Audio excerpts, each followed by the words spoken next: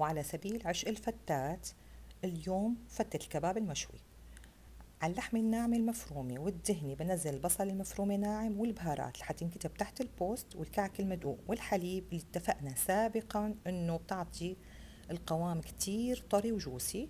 بنعجنهم كتير منيح مع بعض ومنشكلهم أصابع ومنرصهم بصينية الفرن مدهونة زيت نباتي وعلى فرن محمي كتير لمدة نص ساعة ل35 دقيقة لتستوي عندي اللحمة. وبعدين منطفيلها الفحمة ومنسكر عليها بالفويل ومنتركها على جنب. لصلصة البندورة على الزيت النباتي مننزل بصل جوانح وبندورة مفرومة ناعم ومنقلبهم كتير منيح مع بعض مع صلصة البندورة، والمكونات كلها حتنكتب تحت البوست طبعا، ومي، كاسة مي تقريبا، فلفل أسود ومكعبين مرق، وبتركن يغلوا مع بعضهم 10 دقايق ليتسبكوا.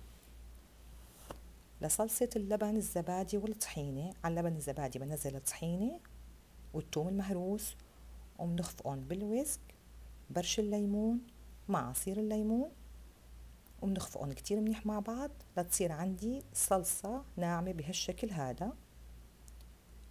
ويلا على تطبيق فتتنا: الخبز المقلي المربعات، صلصة البندورة، صلصة الطحينة على الوجه، ومنرص فوقها أصابع الكفتة المشوية، ولابد من دعم من بقدونس وشوية مكسرات وتاتش الغرام الأخير، وصحة وهنا على قلوبكم وبس والله.